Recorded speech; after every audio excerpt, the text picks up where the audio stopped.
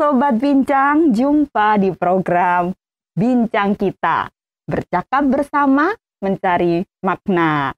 Ya, kali ini kita jumpa di program Bincang Kita episode yang ketiga. Kalau di episode-episode sebelumnya, Sobat Bincang berjumpa dengan rekan saya Bias. Dan kali ini saya Lina yang akan memandu acara ini. Ya, kita akan berbincang-bincang, bercakap-cakap. Untuk apa lagi kalau bukan untuk mencari makna. Ya, berbincang tentu tidak sendiri dong. Ya, ada narasumber yang akan berbagi cerita, bercakap bersama Ibu Eti. Halo Bu Eti. Ya, baik-baik. Kabarnya baik ya Bu? Ya, baik, puji Tuhan. Sibuk banget atau sibuk aja ini Bu Eti? Biasalah ya. Biasa. Sibuknya karena sebagai ibu rumah tangga, ya, sebagai pekerja, sebagai pelayan gitu ya. Jadi ya sibuk banget lah ya, tapi pasti masih bisa diatur ya Bu ya. Iya Ibu Eti ini pekerjaan hari-harinya mengelola keuangan terus-menerus ya di kantor. Dari zaman dulu saya kenal sampai detik ini mengelola keuangan. Dan topik perbincangan kita hari ini juga berkaitan dengan mengelola Bu. Tapi bukan keuangan yang dikelola. Pasti ada juga seni dan bedanya ya. Kali ini kita bicara tentang mengelola ekspektasi. Ya, menarik sekali memang topik hari ini bicara tentang ekspektasi, pasti tidak asing ya. Banyak di medsos, di judul lagu bahkan bicara tentang ekspektasi. Nah, oke, Bu Eti bisa bantu kita semua nih untuk kita boleh memahami apa yang dimaksud dengan ekspektasi. Ya, kalau secara umum memang ekspektasi itu adalah suatu harapan atau keyakinan, bisa dikatakan keyakinan yang diharapkan akan terjadi gitu ya, terjadi di dalam kehidupan seseorang atau dalam keinginan seseorang suatu saat nanti gitu. Jadi sebagai lebih kepada harapan dan keyakinannya pastilah nanti akan terjadi gitu. Ini secara umum ya. Tapi kalau dilihat dari Kamus Besar Bahasa Indonesia, memang ekspektasi itu sebenarnya adalah pengharapan gitu. Hampir sama ya jadinya antara ekspektasi dengan pengharapan. Jadi kalau dibilang pengharapan dan ekspektasi itu hampir sama menurut Kamus Besar Bahasa Indonesia gitu. Padahal kalau dilihat itu memang ada perbedaannya sebenarnya kalau secara ini ya, secara dalam kita kaji dari ekspektasi maupun harapan itu. Oke, menarik ini. Ada kesamaan karena bicara tentang pengharapan. Hal-hal yang dibayangkan akan terjadi, tapi ternyata secara mendalam beda gitu ya. Mungkin bisa dijelaskan apa yang menjadi pembeda di antara keduanya ini Bu Eti? Kalau kita bilang ekspektasi itu kan lebih kepada diri ya. Maksudnya itu kepada diri sendiri dan jangkanya mungkin lebih ke jangka pendek gitu. Dan ada yang mengatakan juga itu lebih kepada menuntut sesuatu supaya itu harus terjadi.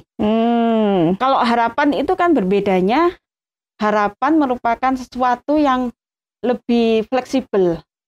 Misalnya kalau kita bilang saya mengharapkan untuk mendapatkan sesuatu atau saya mengharapkan untuk mendapatkan contohnya seorang teman hidup yang baik gitu ya, itu sebuah harapan gitu ya, itu lebih fleksibel. Jadi kalau ekspektasi itu berarti pada diri sendiri, kebanyakan dia kelihatan egonya itu muncul gitu. Dia lebih kepada dirinya, ekspektasi saya seperti ini, saya harus ada seperti seperti sesuatu yang saya harus ikuti, harus terjadi. Jadi misalkan contoh-contoh kecilnya, dalam 1 minggu saya harus ekspektasi saya turun berat badan 10 kilo gitu ya. Lebih menuntut kepada diri sendiri, tapi juga tidak menutup kemungkinan juga menuntut pada orang lain ya kadang-kadang, atau sesuatu mungkin finansial atau lain sebagainya. Tapi itu tadi ya yang membedakan, kalau pengharapan bisa lebih fleksibel. Tidak benar-benar yang dibayangkan bahwa ini harus terjadi, ini harus terjadi begitu ya. Nah, menarik sekali. Dan pertanyaan saya selanjutnya nih, saya jadi penasaran nih, kan tiap orang nih Bu Eti, masing-masing orang pasti mempunyai atau memiliki kecenderungan yang beda ya tentang ekspektasi ini. Ada nih, saya menemukan banyak orang nih punya ekspektasinya yang tinggi banget, besar banget. Nah, ini gimana Bu Eti? Apakah ada dampak-dampak yang akan ditimbulkan ketika seseorang memiliki ekspektasi tinggi banget? Iya, kalau kita punya ekspektasi terlalu tinggi gitu ya, nggak salah sebenarnya ya Mbak Lina. Kalau seseorang punya ekspektasi tinggi itu nggak salah. Tetapi karena namanya ekspektasi tadi itu kan sesuatu yang menuntut kita untuk pasti harus terwujud gitu ya. Itu akhirnya dampaknya kepada kehidupan kita lebih banyak kepada stres. Karena apa? Karena kita kan berpikir, wah ini saya punya ekspektasi seperti ini, saya harus mampu untuk mencapainya. Nah, karena itu membuat pikiran kita ke sana, lebih cepat stresnya ya. Kalau sudah stres itu nanti larinya ke kesehatan mental atau ke hal-hal yang lain. Kemudian kita juga tidak bisa beristirahat dengan tenang gitu, karena kita punya kepikiran itu terus. Jadi, karena ekspektasi itu tadi, kalau harapan itu kan berbeda tadi ya. Jadi kalau ekspektasi itu memang sesuatu yang harus sepertinya menuntut kita untuk mencapainya gitu. Nah, itu yang membuat jadi sepertinya dampaknya dari kehidupan kita secara pribadi, kita jadi merasa tertuntut, kemudian stres, kemudian istirahat pun jadi tidak maksimal nyaman, dan tidak berkualitas ya. Kesana. Bahasanya orang Jawa jadi kemerungsung gitu ya. semua dipikirkan kapan ini terwujud dan segala macam. Itu kan itu yang berdampak kalau kita punya ekspektasi terlalu tinggi, yang menjangkaunya memang harus penuh kerja keras gitu ekstra ya. Bisa jadi kalau itu tuntutan dan apa yang kita bayangkan akan terjadi terkait dengan ekonomi atau cuan atau finansial, kita bisa kerjanya luar biasa, kaki jadi kepala jadi kaki, ya benar, akhirnya justru itu stres dan lain sebagainya. Itu kalau terlalu tinggi atau berlebihan. Lebay gitu ya. Tapi gimana nih sebaliknya nih Bu Eti, kalau ada orang nih kayaknya nggak punya ekspektasi, ya udah jalan ngeflow aja, ya udah yang terjadilah gitu. Apakah juga harus dihindari atau memang sebaiknya begitu, mengalir aja lah? Masing-masing memang punya ya perbedaan ya. Kalau masing-masing, kalau orang yang ekspektasinya tinggi itu biasanya kelihatan orangnya semangat, antusias, optimis gitu ya. Kadang-kadang itu bagus karena nanti akan membuat orang terinspirasi juga pada dia. Kalau orang yang benar-benar sudah saya nggak punya, sepertinya nggak punya impian, nggak punya harapan. Jadi ya kan ada juga ya tipe-tipe gitu ya. Memang ada gitu ya. Tetapi lebih baik sih ya kalau orang itu mempunyai sedikit ekspektasi yang harus dicapai, sehingga itu membuat orang bersemangat. Jadi kalau orang yang memang nggak punya ekspektasi apa-apa itu memang seperti tidak punya pengharapan juga kan akhirnya. Akhirnya tidak ada goals, tidak ada tujuan yang ingin dicapai, diwujudkan gitu ya. Oh, itu kalau memang benar-benar terlalu rendah ya. Tadi sudah dijelaskan kalau terlalu tinggi juga ada dampaknya nih, stres. Kalau terlalu rendah juga akhirnya kurang bersemangat karena tidak ada yang men-trigger, tidak ada yang memicu untuk kita bersemangat. Nah, sekarang ini bicara tentang mengelola ini, memanage. Bicara manage itu bukan perkara yang gampang. Memanage apapun ya. Memanage waktu juga bukan perkara gampang. Manage pekerjaan kadang kita juga kesulitan. Uang. Nah, ini memanage ekspektasi. Supaya tidak tadi ujung-ujungnya tidak terlalu tinggi yang buat kita kecewa. Akhirnya ada judul ekspektasi bikin sakit hati. Karena realita tidak sesuai. Nah, ini memang bukan pekerjaan mudah, tapi pasti ada tips, ada trik dari Bu Eti yang bisa dibagikan supaya kita sama-sama menemukan makna dari perbincangan ini.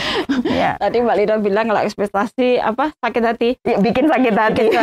Memang itu kenyataannya karena ekspektasi itu ternyata dekat sekali dengan hati. Oh gitu ya. Iya. Untuk mengelolanya pun sebenarnya ada di antaranya gitu yang dibutuhkan memang dari hati itu tadi. Untuk mengelola ekspektasi yang tinggi tadi memang sebaiknya kita tidak berekspektasi kepada orang lain. Karena orang lain itu kan dia punya pribadi, orang lain bisa berubah. Ketika kita berekspektasi pada orang lain, ternyata orang yang kita ekspektasikan itu ternyata seperti ini. Ternyata tidak memenuhi harapan saya. Ternyata tidak sesuai dengan apa yang saya inginkan. Karena kan namanya manusia kan bisa berubah.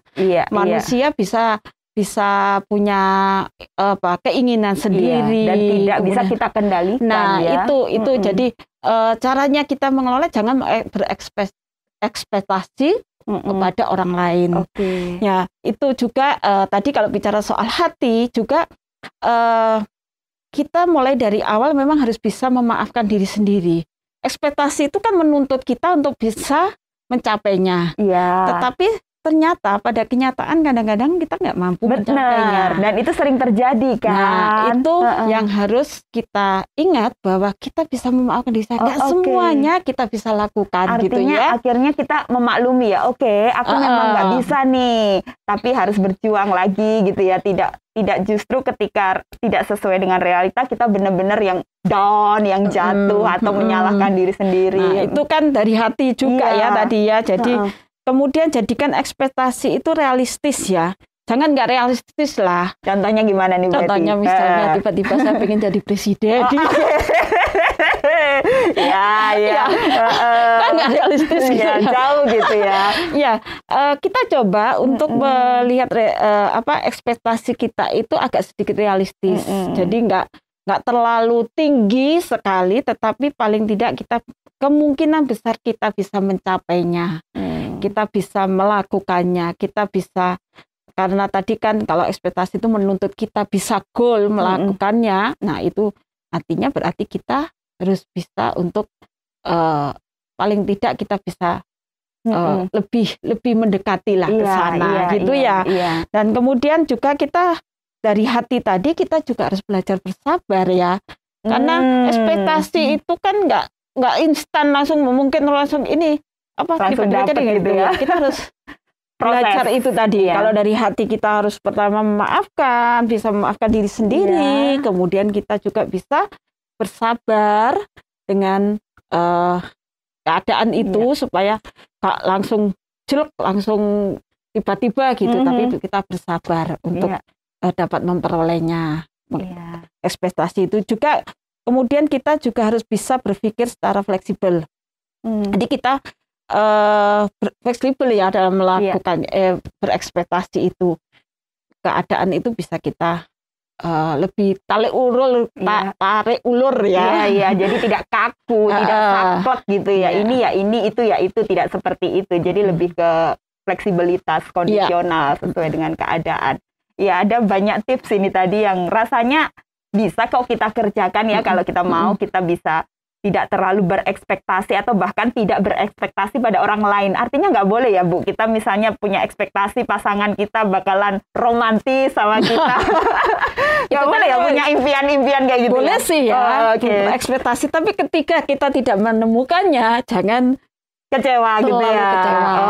Gitu ya. Jadi memang kita boleh berekspektasi, artinya kita tidak berfokus pada tujuan, kita lebih berfokus pada prosesnya. Kalau memang enggak, ya udahlah gitu ya. Juga bisa diusahakan kan. Jadi kita harus memang berusaha untuk mencapai ekspektasi itu, harus berusaha gitu.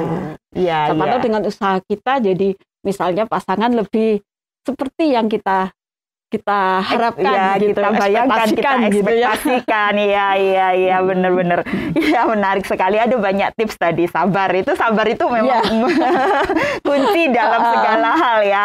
Jadi kita lebih menghargai prosesnya, tidak hanya kita mengejar tujuan dan hasilnya saja. Ya ini kita bahas lagi nih.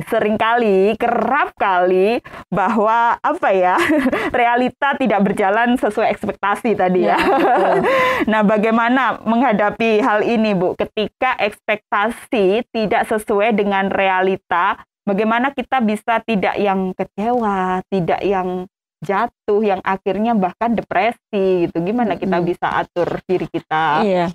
Pada kenyataannya memang tidak semua ekspektasi itu bisa tercapai ya. Memang. Jadi memang kita harus mengelolanya ketika kita benar-benar nggak mampu, sampai ke sana, ternyata ekspektasi kita ternyata tidak seperti yang kita harapkan. Nah, itu memang kita bisa belajar dari beberapa hal sih ya. Ada yang bisa kita lakukan. Misalnya, yang pertama kita bisa melihat bahwa sumber kebahagiaan itu bukan ekspektasi kita.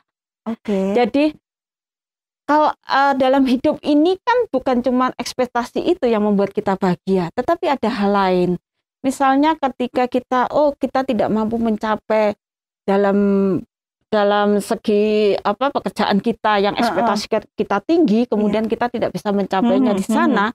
Nah, kita melihat itu bukan sumber semuanya, itu kebahagiaan saya bukan di sana. Satu-satunya bukan itu. Ya. Nah, misalnya gitu. Jadi kita bisa melihat bahwa sumber kebahagiaan itu bukan di ekspektasinya saja, tetapi ada hal lain gitu.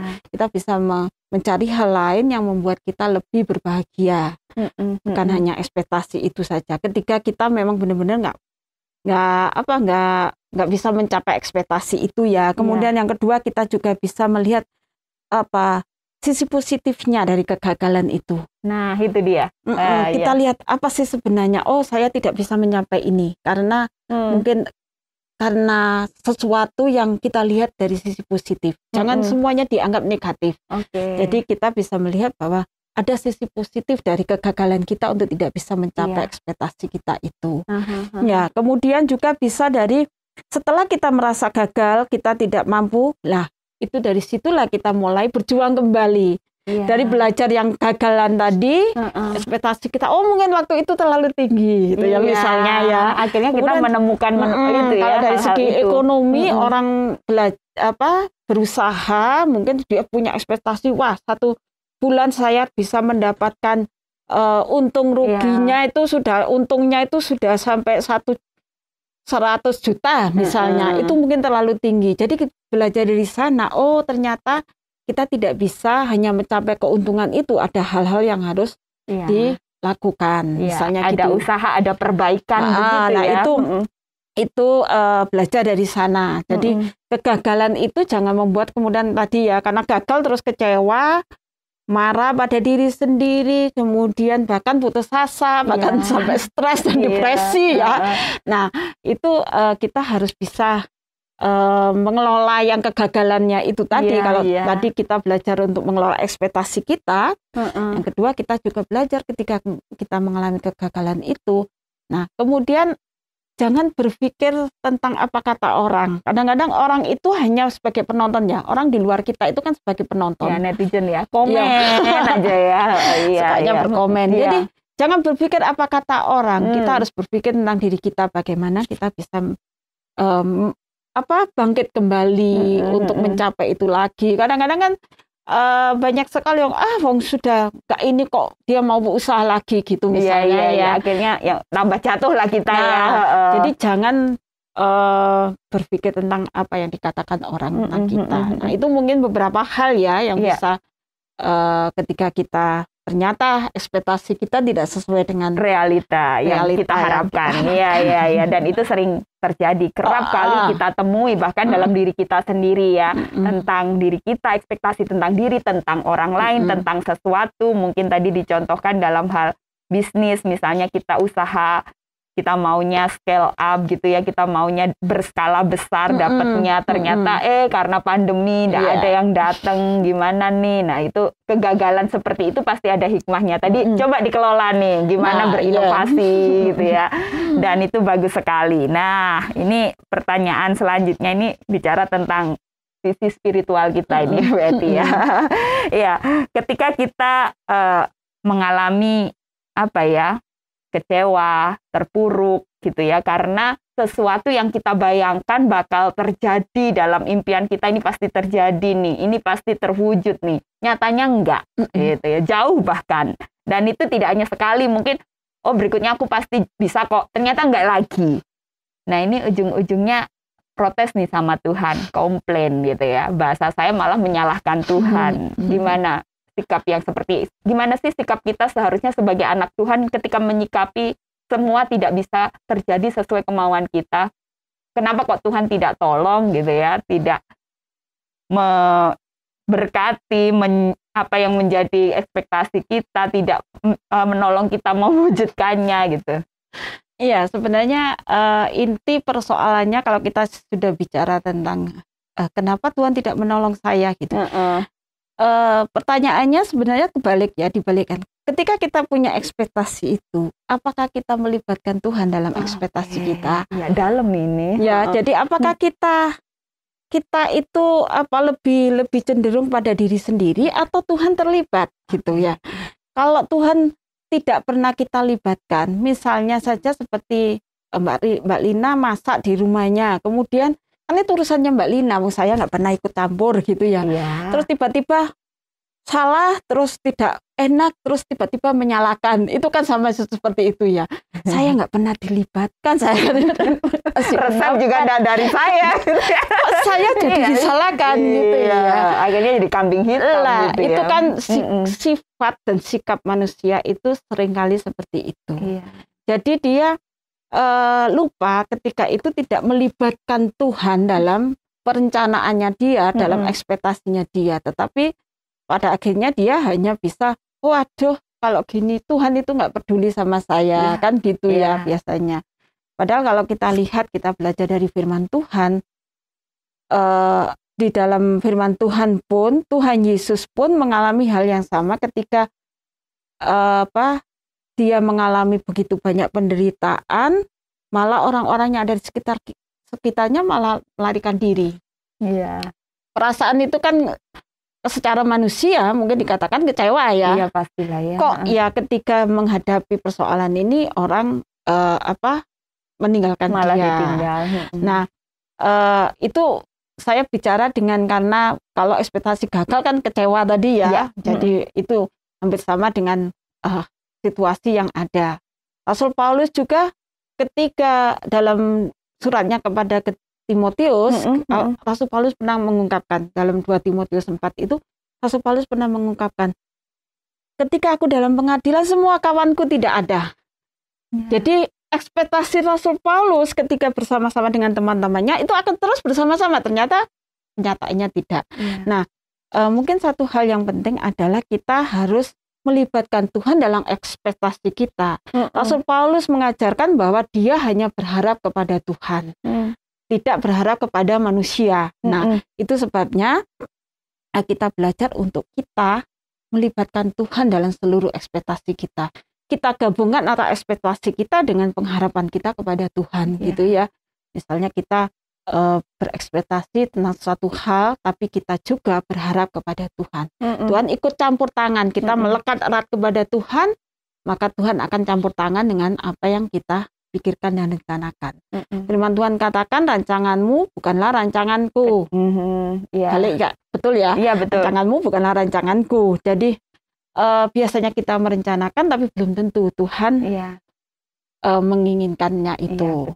Mungkin ada yang lebih baik yang Tuhan itu sudah siapkan. Dan kalau kita meyakini itu, pasti rancangan Tuhan yang terbaik ya Bu Eti ya. Iya, menarik sekali dicontohkan tadi, bahwa ketika kita berekspektasi, ayo libatkan Tuhan dalam setiap keinginanmu, dalam setiap apa yang jadi capaianmu nanti kelak, dan apa yang kamu bayangkan akan terjadi gitu ya.